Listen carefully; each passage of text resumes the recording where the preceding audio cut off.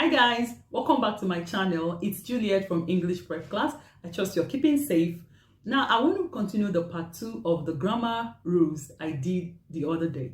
Now this is the part 2 and it's going to really be specific to the PTE reading module, especially the reading and writing fill in the blanks and the reading fill in the blanks. Please stay tuned to this video. Make sure you watch to the end so you learn how you can do those tasks in this video.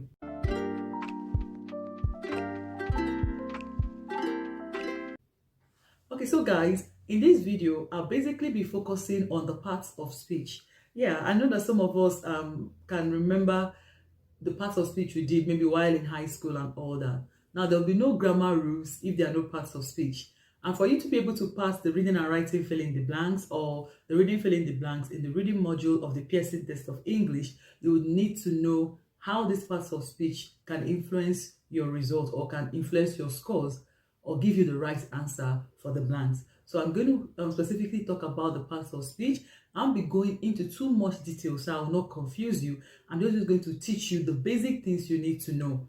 And then for today's video, the part of speech I will specifically dwell on will be the noun. I'm just going to break it down in an easy way. So wherever you see a noun in the sentence or in those tasks I'm talking about, it will be very easy for you to identify them, or it will be very easy for you to know that a noun should be in the blank and nothing else but a noun. Okay guys, so welcome back to this video. I already welcomed you in my introduction. So today I'm going to be looking at the basic grammar rules. It's actually supposed to be a continuation of the other video I had done last week or 2 weeks ago. So we're just going to delve straight into the point because we've got some bit of lengthy slides. Okay, so like I said, I'm going to be starting with the parts of speech. You all know that there are different parts of speech: the noun, the verb, adverb, conjunction. We have pronoun, adjective, preposition, and the interjection. I know some of my students don't like me sharing slides when I'm teaching, but I mean, that's the best way for me to teach because you can go back and look at these things. I just don't want to do a sit down and talk video, sit down videos, you just talk, and yeah, so you just have to follow slides because you can go back to it and see and understand what I mean. Then today we're basically going to be focusing on noun. Now I said noun are the basic building block of sentences. That's what you'll see. That's what you should also know. They're the basic building blocks of sentences. Every sentence you see, somehow you'll be able to identify noun in them. Then we'll have different categories of noun: the common nouns, the proper nouns, concrete nouns, abstract nouns, and collective nouns. So I'm going to give examples in the next slide. Though I know I put a few examples of collective nouns here, like team, government, bunch, and family. I know some people told me the other time when I was teaching that they didn't know that team was a noun. Yeah, I know. Basic. They gave us the basic definition of noun when we were growing up, like it's the name of a person, place, and thing. That was where they stopped, and they didn't delve in further to teach us other basic things we need to know about noun. So we're just going to discover a few of those things in this lesson that's going to help us pass our exam. Now, I said, yeah, a noun is described as the name of a person. Example, we have Dave, we have Tony, we even have Juliet, we have Gabby, we have John, we have Lindo, and every other name that you can mention. And then here we also have is also the name of a place, like a coffee shop, like Australia, like Scotland. I mean, like a church, like a mosque. All these things are examples of places, like a noun. Yeah, they'll have is also described as a thing, like lamp, books, toys, pen, anything you can think of, laptop. They are things, they're classified as noun. Then these things that we can see are basically called concrete nouns, actually, like all these lamp, books, toys, they are concrete, you can feel them and all that, so they are basically referred to as concrete noun. Then we'll have other kinds of noun that fall under like ideas, concepts, emotions. When you say ideas, talk about things like theories, hypothesis. They'll talk about concept like evaporation, the concept of something like condensation. We don't really understand how these things work per se. We don't see them. We just believe by word of ears that, yeah, when water goes up, it comes back down as rain, those whole evaporation process. Then we have emotions like love, fear, cry.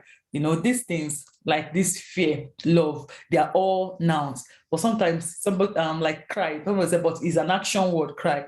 But you know that verb acts on nouns, right? So these things are examples of nouns, and they are not classified as abstract nouns because they cannot be seen, but they can be felt, but they exist, but we can't see them. Okay. Now, sometimes in some of the tasks in the Pearson Test of English, actually like in the writing where you need to show off your writing skills, and maybe in tasks like summarize spoken text, that's the first task in your listening module. You also know that you don't need to write you have to start some words in capital letters. Now, those words you write capital letter, we'll call them proper nouns. They are specific to a place, they are specific to a person. If we say there are many cars, we can't write those cars in capital letters, as we can't start writing the car in capital letter because there are many. It's not being specific to a particular car. But when we say this is a Toyota Camry, it's specific to a car like Toyota product. So it has to start with capital letter. Like Camry, so start with a capital letter because it's specific to a thing. So that's what I'm trying to explain here. If the nouns are specific to a place, a person, or thing, Juliet lives in Australia. Juliet lives in Australia is specific, a specific place. Juliet lives in Glenville. Glenville is a specific place, you know. So that's why you have to start them with capital letters. They are called proper nouns, okay? So take note of these things because no matter where they appear in a sentence, we start them with capital letter or uppercase. Now, also, we have to know that there's some nouns that have suffix. Suffixes are words that are added at the end of a basic word or a base form of a word. For instance, we have register. Then when we put TION, it becomes registration. So do you know that sometimes verbs can be converted to noun? Even some adjectives can be converted to noun. So why I'm just giving us this kind of things, these examples, so that when we look at some sentence, some words in a sentence, we understand that these things are noun. Okay, I don't want to get you confused. I'm just trying to break it down so that anybody that sees this video can understand. Especially if you're writing English, no matter the English you're writing, the English exam you're writing, you'll be able to understand this video when you watch it. Now we have words that ends in ity, like activity, reality, nativity. They are all nouns. We have the ones kind is a verb, and when you add ness, that's when, sorry, is an adjective. That is when it moves from an adjective to a noun because you have added ness. So we have friend. Once you add friendly, it becomes adjective. Sorry, is it an adverb now? Sorry, I'm confusing you. But once you add ness to, sorry, once you add ship to it, it moves from that other part of speech to a noun, like friendship, kingship, citizenship, you know. So we have age, damage, we have wastage, we have message. I mean, once you add that age, they move from the other part of speech they are to noun. So you should know these things. I now took my time to just explain these few things to you so that when you see all these words ending with this TION, ITY, NES, there are more of them, but I can't start delving into all those things in this video. It's going to be too lengthy of a video, but just have this in mind, okay? Then we also have here, okay, now this is the first grammar rule one for nouns. I want to go straight up to the point. Now, if we have the articles a, an, or the, we know them definite articles and non-definite articles. The definite article will be the, you're specific, you're definite about a thing, a pen, you know, a book, you're specific. The book, when you say a book, it could be any book. Bring a book for me. My daughter will be like, which book? So it will be any, but when I say bring the Christmas book, so it's definite, TH is definite. But, and you know, one grammar rule you should know here is that a, an, or they call it an, or the, these articles, they usually introduce a noun. So when you see an, or the, just know that the next word that will come after them will be a noun. You can see this example, a kitchen, an antelope, the house. So this is one grammar rule you should know, that articles are followed by nouns. Please take note of this while you do your reading module in your exam.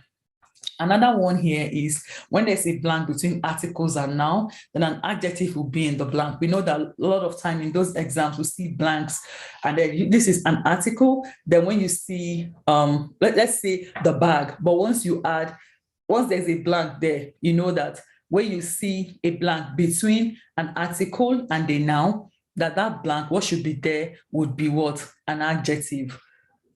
An adjective defines a verb or modifies, it gives more meaning to, a noun. It gives more meaning to a noun. An adjective, we are just adding it to a noun. It defines a noun or it modifies a noun. It gives more meaning to a noun. So once we see, maybe let's say a big brown butterfly, the big is already an adjective, giving more meaning to the butterfly, which is a noun. So we're saying that if you see an article, THEAN or A, and then there's a blank, and then you see a noun, what should be in that blank would definitely be an adjective.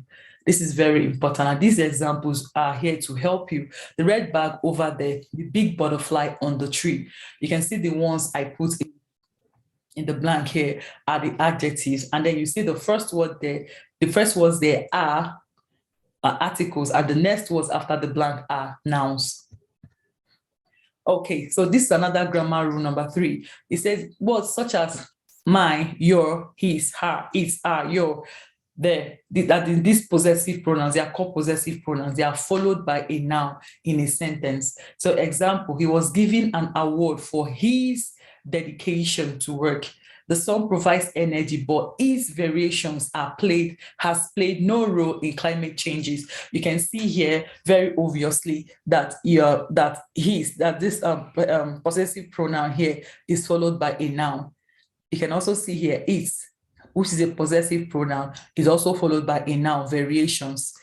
You can see, so this is a grammar rule. This will help you while you do those tests in your English exam, the reading module precisely, reading and writing fill in the blank, which is one of the most important tasks in your Pearson Test of English, and the reading fill in the blank, which is also a very good test, a very, very good task in your PTE reading.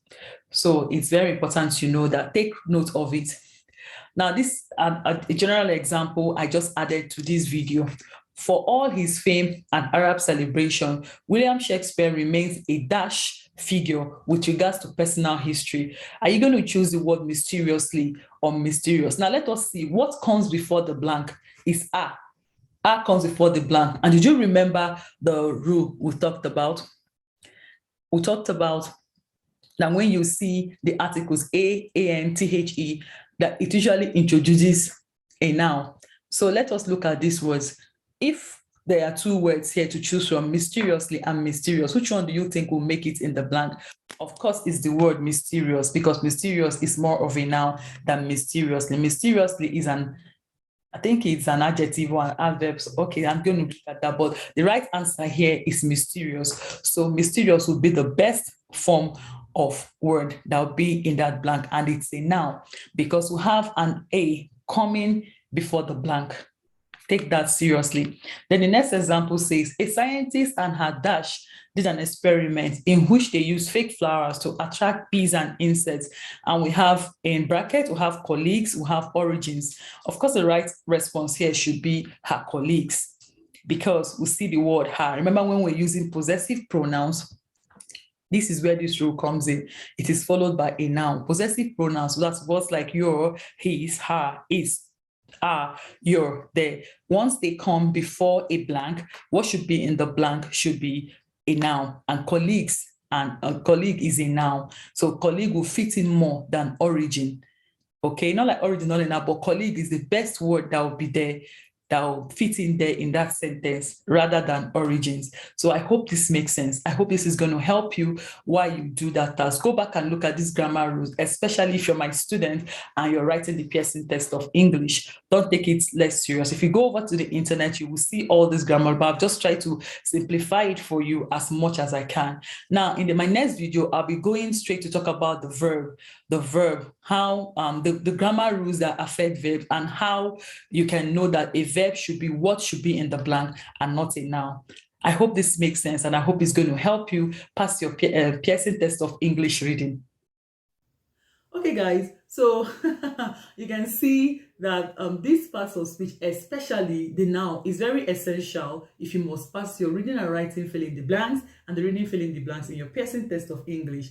I want you to stay tuned to this channel because I'm going to be doing the verb part of the parts of speech. Yeah, and that part contains a lot of things that I normally see in the exam. We're also going to look at the adverbs and look at the adjectives and sometimes so the prepositions. These are the things that are going to help us pass the reading module. We know that the reading module is a bit complex in the Pearson Test of English, as in it's a bit complex more than the other modules. The other modules for me, they are easier than the reading module. I hope this video will help you pass your Pearson Test of English reading.